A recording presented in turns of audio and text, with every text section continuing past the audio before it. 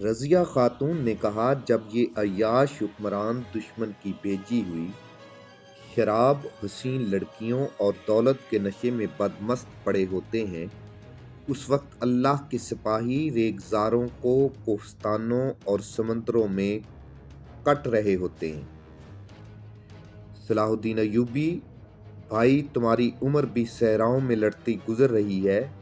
میرا پہلا خامد بھی ساری عمر دین کے دشمنوں سے لڑتا رہا، مگر جب تم ایمان فروش حکمرانوں کے خلاف اٹھتے ہو تو وہ تمہیں اپنی قوم کا قاتل اور غدار کہتے ہیں۔ ان فتووں کی پرواہ نہ کرو، یہ سب صلیبیوں اور یہودیوں کے فتوے ہیں جو ہمارے اپنے بھائی تمہارے خلاف داغ رہے ہیں۔ آؤ، طوفان کی طرح آؤ، خدا تمہارے ساتھ ہے۔ میں تمہارے لیے زمین ہموار کر رہی ہوں، یہاں کا بچہ بچہ تمہارے ساتھ ہوگا۔ باقی خبریں اسحاق ترک سے سن لینا۔ اسحاق ترک کو تمام تر معلومات دے دی گئیں۔ وہ اٹھا اور پودوں کو رونتا ہوا باہر نکل گیا۔ اس نے کچھ ایسا محسوس کیا جیسے اس نے کسی کے قدموں کی ہلکی سی آہٹ سنی ہو۔ اس نے ادھر ادھر دیکھا، اسے یہ شک بھی ہوا جیسے اسے کچھ دور ایک سایہ جاتا اور پودوں میں غائب ہوتا نظر آیا ہو۔ اس نے زیادہ توجہ نہ دی۔ اس کے ذہن پر یہ مسئلہ سوار تھا کہ جس قدر جلدی ہو سکے وہ قاہرہ پہنچے۔ کہیں ایسا نہ ہو سلطان ایوبی فوج کے ساتھ کوچ کر چکا ہو۔ اسے اس کامیابی کی بہت خوشی تھی کہ اسے ہر جگہ سے نہایت کارآمد معلومات مل گئی۔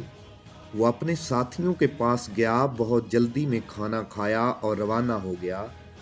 اسے اپنا سفر اس وجہ سے لمبا کرنا پڑا کہ حلب میں اپنے کماندار سے ملنا ضروری تھا۔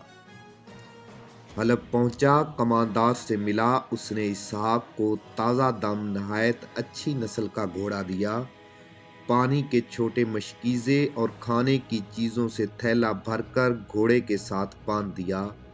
اسحاق قاہرہ کے لیے روانہ ہو گیا۔ اس رات کا ذکر ہے جس رات اسحاق سیرگاہ میں رضیہ خاتون سے ملا تھا کہ انوشی طبیعت کی خرابی کا بہانہ کر کے عز الدین اور اس کے قریبی ہمراہزوں کی محفل میں نہ گئی۔ عز الدین اس کی مزاج پرسی کے لیے گیا تو انوشی کا چہرہ اترا ہوا تھا۔ وہ بات کرتی تو زباں ہلکاتی تھی۔ عز الدین نے اپنے طبیب کو بلایا۔ طبیب نے دوا دی جو انوشی نے یہ کہہ کر رکھ لی کہ کھا لے گی۔ اس نے کہا وہ آرام کرنا چاہتی ہے، یہ شب بیداری اور زیادہ شراب پی لینے کے اثرات ہیں۔ عز الدین اور طبیب چلے گئے۔ انوشی دروازہ اندر سے بند کر کے لیٹنے کی بجائے کمرے میں ٹہلنے لگی۔ وہ بہت بے چین تھی۔ اس نے کئی بار کھڑکی کا پردہ اٹھا کر باہر دیکھا اور کمرے میں کبھی ٹہلتی، کبھی رکتی، پھر کھڑکی کا پردہ ہٹا کر باہر دیکھتی۔ اس نے اپنے زیورات والا خوشنما بکس کھولا، اس میں سے ایک انگوٹھی نکالی۔ اس کے نگینے والی جگہ ڈبیا کی شکل کی تھی، خوشنما اور وزنی انگوٹھی تھی۔ اس نے اس پر جڑی ہوئی چھوٹی سی ڈبیا کو جو انگوٹھی کا حصہ تھا کھولا۔ اس میں سفید سفوف بھرا ہوا تھا۔ اس نے سفوف کو ذرا سی دیر دیکھا اور ڈبیا بند کر کے انگوٹھی اپنی انگلی میں ڈال لی۔ اس سے اسے کچھ سکون محسوس ہوا، جیسے اس نے اپنی بے چینی اور اداسی کا ذریعہ پیدا کر لیا ہو۔ رات آگے گزر گئی۔ اس کی ذاتی خادمہ اس کے کمرے کے قریب ایک کمرے میں سوئی ہوئی تھی۔ انوشی نے اسے کہہ دیا کہ آج رات اسے اس کی ضرورت نہیں۔ آدھی رات کے بعد وہ خادمہ کے کمرے میں گئی، اسے جگا کر کہا عامر بن عثمان کو بلا لاؤ۔ اس کی خادمہ اور اس کی عامر کی ملاقاتوں کی رازداں تھی۔ وہ گئی، عامر بن عثمان کو بلا لائی۔ انوشی نے خادمہ سے کہا وہ کمرے کے باہر بیٹھی رہے۔ عامر، انوشی ایسے لہجے میں بولی جس سے عامر واقف نہیں تھا۔ آج شام وہ کون تھا جو سیرگاہ میں تم سب کے ساتھ بیٹھا تھا؟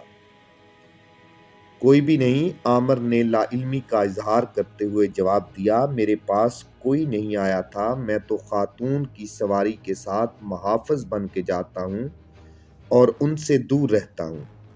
عامر، انوشی نے بالکل ہی بدلے ہوئے لہجے میں کہا، مجھ سے زمین کی تہوں کے راز پوچھ لو۔ میں نے تمہیں دل کی گہرائیوں سے چاہا، مگر تم نے مجھے کوئی سیدھی سادی صحرائی لڑکی سمجھ لیا۔ تم رضیہ خاتون، شمس النساء اور ان کی خادمہ اکٹھے بیٹھے ہوئے تھے اور ایک اجنبی تمہارے درمیان بیٹھا تھا۔ راز و نیاز کی باتیں ہو رہی تھیں۔ ثبوت چاہتے ہو؟ میں نقاب اوڑھ کر اور مستور ہو کر وہاں گئی تھی۔ تم سب سرگوشیوں میں باتیں کر رہے تھے۔ پھر وہ اجنبی وہاں سے اٹھا اور چلا گیا، میں وہاں سے آ گئی۔ اسحاق ترک جب ان لوگوں سے اٹھ کر جا رہا تھا، اس نے کسی کے قدموں کی دبی دبی آہٹ سنی تھی اور کچھ دور ایک سایہ سا بھی دیکھا تھا۔ یہ انوشی تھی جو چوری چھپے رضیہ خاتون، شمس النساء اور عامر بن عثمان کے پیچھے گئی تھی۔ عامر بن عثمان سے کوئی جواب نہ بن پڑا۔ اس نے کوئی بے معنی سی بات کی۔ انوشی استاد تھی، وہ سمجھ گئی کہ اس کے شکوک بے بنیاد نہیں۔ اس نے کہا، اگر شمس النساء اکیلی ہوتی تو میں سمجھتی کہ اس شہزادی نے تمہیں گھیر رکھا ہے، مگر یہ معاملہ کچھ اور ہے۔ مجھے یہ بتاؤ کہ تم مجھ سے یہ راز کی باتیں کیوں پوچھتے رہے ہو؟ ویسے ہی، عامر نے ہنسنے کی کوشش کرتے ہوئے جواب دیا، ان باتوں کے ساتھ میری کیا دلچسپی ہو سکتی ہے؟ میں صرف اس سے لطف اٹھاتا ہوں کہ ہم ان بادشاہوں کو کیا سمجھتے ہیں اور یہ اندر سے کیا